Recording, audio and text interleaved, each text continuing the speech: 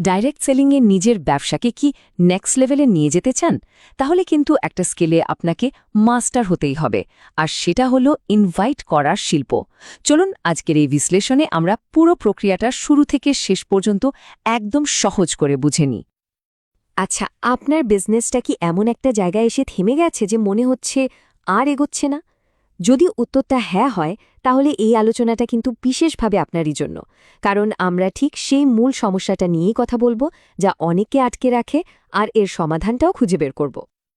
এই যে আটকে যাওয়ার এর কারণ আর সমাধান কিন্তু একটাই, আর সেটা লুকিয়ে আছে মাত্র একটা স্কিলে, আর সেটা হলো ঠিকঠাকভাবে ইনভাইট করার কৌশল। দেখুন, নতুন মানুষের সাপ্লাই ছাড়া যে কোনো ব্যবসাই তো থেমে যায়, তাই না? আর ইনভাইট হলো সেই সাপ্লাই তৈরির প্রথম দরজা। তাহলে চলুন দেখে নেওয়া যাক আজকে আমরা কি কি বিষয় নিয়ে কথা বলবো। আমরা একদম শুরু থেকে ইনভাইট জিনিসটা কি সেটা দিয়ে শুরু করব। তারপর জানব এটা কেন এত জরুরি, কিভাবে একটা দারুণ প্রসপেক্ট লিস্ট বানাতে হয়, সেখান থেকে সঠিক মানুষ কিভাবে বাঁচতে হয়, আর সব শেষে কিছু একেবারে অব্যর্থ কৌশল আর সঠিক মানসিকতা নিয়ে আমাদের আলোচনা শেষ করব। চলুন শুরু করা যাক।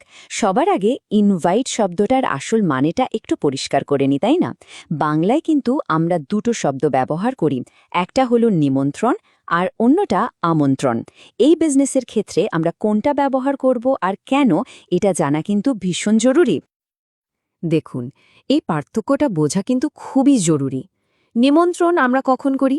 কোনো সামাজিক অনুষ্ঠানে, যেমন ধরুন বিয়ে বা পার্টিতে। এর উদ্দেশ্য হল একসঙ্গে মজা করা, আনন্দ করা। কিন্তু আমন্ত্রণ হল কোনো একটা বড় উদ্দেশ্যে একসাথে কাজ করার জন্য ডাকা, যেমন একটা স্কুল বানানো বা একটা ব্যবসা দাঁড় করানো। আমাদের এই ব্যবসায় আমরা কিন্তু মানুষকে কোনো মূল্যবান জিনিস একসাথে তৈরি করার জন্য আমন্ত্রণ জানাই। তো প্রশ্ন হলো, আমরা কেন ইনভাইট করব? এই কেন এর উত্তরটা যদি পরিষ্কার থাকে না, তাহলে এইটাই কিন্তু আপনার সফলতার আসল ফিউয়েল বা জ্বালানি হিসেবে কাজ করবে।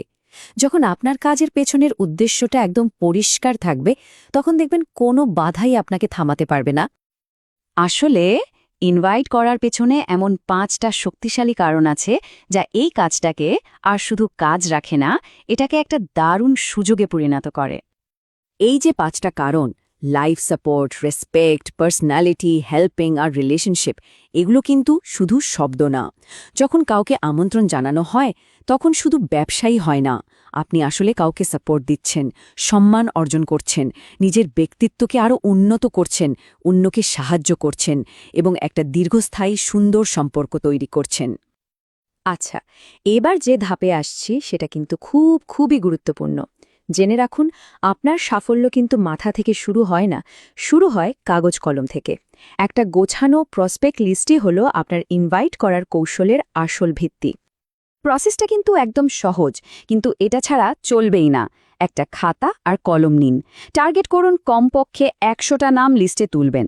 আর সবচেয়ে জরুরি বিষয় হলো, লিস্ট বানানোর সময় একদম ভাববেন না যে কে কাজটা করবে বা কে করবে না। শুধু নাম, ঠিকানা আর কন্ট্যাক্ট নাম্বার দিয়ে লিস্টটা সাজিয়ে ফেলুন।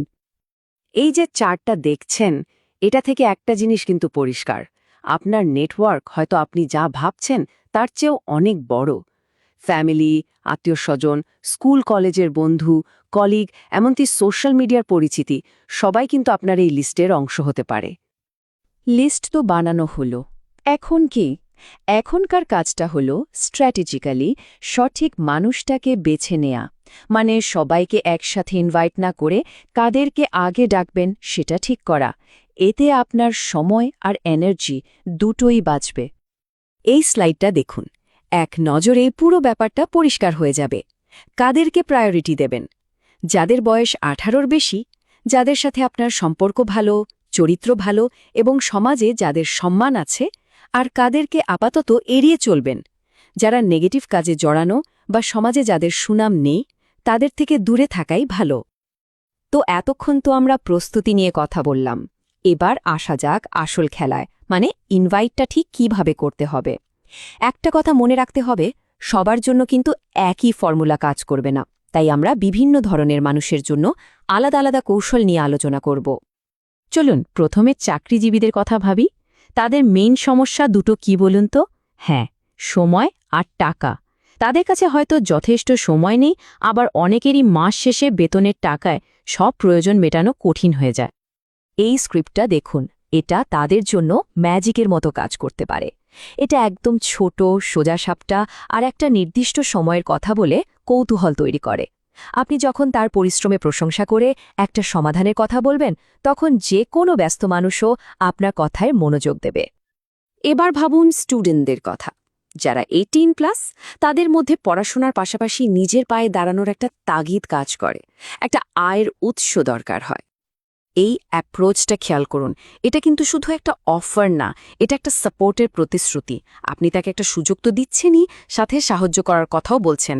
এটা তাকে আত্মবিশ্বাসী করে তুলবে আর অল্প বয়স থেকেই একটা দারুণ ক্যারিয়ার গড়ার সুযোগ দেবে। ব্যবসায়ীদের কথা যদি বলি, তাদের হয়তো টাকার অভাব নেই, কিন্তু একটা জিনিসের খুব অভাব, আর সেটা হলো সময়ের স্বাধীনতা। তারা যদি দোকান বা ব্যবসা বন্ধ রাখেন, তাহলে তাদের আয়ও বন্ধ হয়ে যায়।